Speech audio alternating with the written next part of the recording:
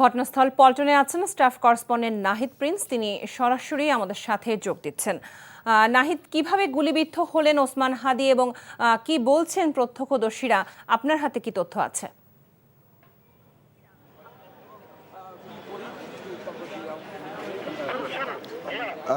ওসমান হাদিকে যেখানে গুলি করা হয়েছে সেই স্পটে কিন্তু ক্রাইম সিন, সিআইডি, পিবিআই সব বাহিনী সদস্যরা এখানে রয়েছে।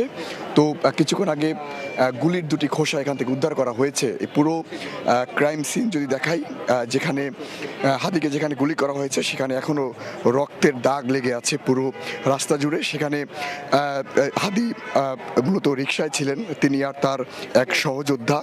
তারপরে পাশ থেকে এসে কানের নিচেই গুলি করা হয়। তো প্রত্যক্ষদর্শীরা বলছেন যে সেই হাদি এখান থেকে প্রচারণা চালানোর পরে তারা পরিকল্পনা করেছিলেন যে শাহবাগে গিয়ে তারা দুপুরের খাবার খাবেন একসঙ্গে। কিন্তু এখান থেকে যখন রিকশায় যাচ্ছিলেন তারপরেই পুরো নির্বাচনী প্রচারণার কিছুক্ষণ পরেই এই ঘটনাটি ঘটে। তো এখন এই পুরো যে তার রক্তের দাগ যে রাস্তায় লেগে আছে, পুরো জায়গাটি সিআইডি পর্যবেক্ষণ করছেন, পিবিআই এখানে উপস্থিত আছেন। গুলির খোসা এখান থেকে উদ্ধার করা হয়েছে। তবে যারা গুলি করেছেন তাদের পরনে ব্ল্যাক শার্ট বা পাঞ্জাবি ছিল। এটি যে সিসি ক্যামেরা ফুটেজ রয়েছে সেখানে দেখা যাচ্ছিল স্পষ্ট।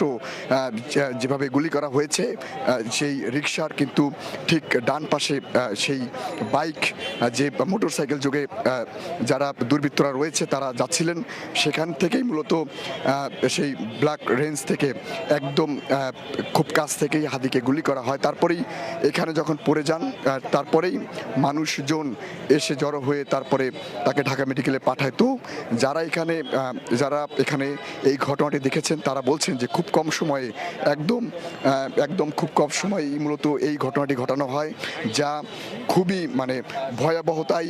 তারা বলছেন যে এই ভয়াবহতা যে এত কম সময়ে ঘটানো হয়েছে তা অবশ্যই কোনো সাধারণ যারা অপরাধী তাদের ক্ষেত্রে এটি সম্ভব নয়। আর ওসমান হাদি কিন্তু বেশ কিছুদিন আগে তার সোশ্যাল মিডিয়াতে একটি বার্তা দেন, সেখানে কিন্তু তিনি বলেন যে তার উপরে কিন্তু সেই হত্যার হুমকি বরাবরই আসছিল এবং তিনি খুবই চাপে ছিলেন, এটি তিনি লিখেছিলেন। এবং আজকে যখন তিনি প্রচারণা চালাচ্ছিলেন এই দুদক গেট থেকে, সেগুন বাগিচার গেট থেকে, তখনও তিনি তার সোশ্যাল মিডিয়াতে পোস্ট করেন যে আজকে তিনি ঢাকা ৮ আসনে যে তার নির্বাচনী এলাকা, সেই নির্বাচনী এলাকায় তিনি প্রচারণা চালাবেন সেটি ঘোষণা দিয়ে তিনি তার প্রচারণা চালান। তো যখন প্রচারণা তিনি চালাচ্ছিলেন এই বিজয়নগর এই সেই কালভার্ট রোড এলাকায়, তখন তার সঙ্গে যারা ছিল তিনি কিন্তু অনেককেই এখানে দেখেননি।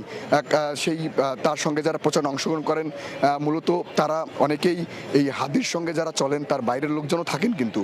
তো সেই পয়েন্টগুলো তিনি মাথায় না রেখে তারপরে এই সব এলাকায় প্রচারণা চালিয়ে যখন তারা পরিকল্পনা করেছিলেন যে শাহবাগে তারা যাবেন, একসঙ্গে দুপুরে খাবার খাবেন, ঠিক তখনই এই আচমকাই ঘটনাটি ঘটে যায়, যেটি তার সঙ্গে যারা ছিল মাত্র 2 জন মিলে তারা রিকশায় যাচ্ছিলেন এই বিজয়নগর কালভার্ট রোড এলাকা থেকে।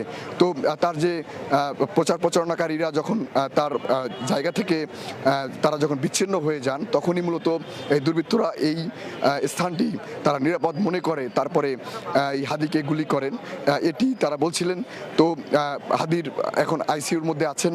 এখানে স্পটে যদি বলি পিবিআই, র্যাব, সিআইডি তারা এখানে পর্যবেক্ষণ করছেন যে, এবং রক্তের দাগ কিন্তু লেগে আছে, পুরো ফোটা ফোটা রক্তের দাগ লেগে আছে পুরো কানের, সেই কানের নিচ থেকে কিন্তু হাদিকে গুলি করা হয়। তো যারা গুলি করেছেন খুব কাছ থেকে তারা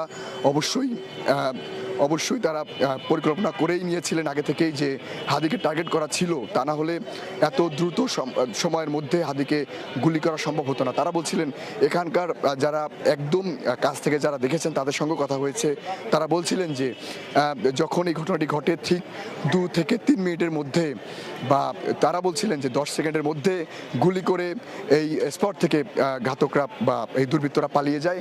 তো এখন পর্যন্ত আমার কাছে এই তথ্যই রয়েছে, পরবর্তী তথ্য আপনাদেরকে জানিয়ে দেওয়া হবে। তো এই ছিল আমার কাছে সবশেষ। আমরা জানছিলাম ওসমান হাদির গুলিবিদ্ধ হওয়ার খবর।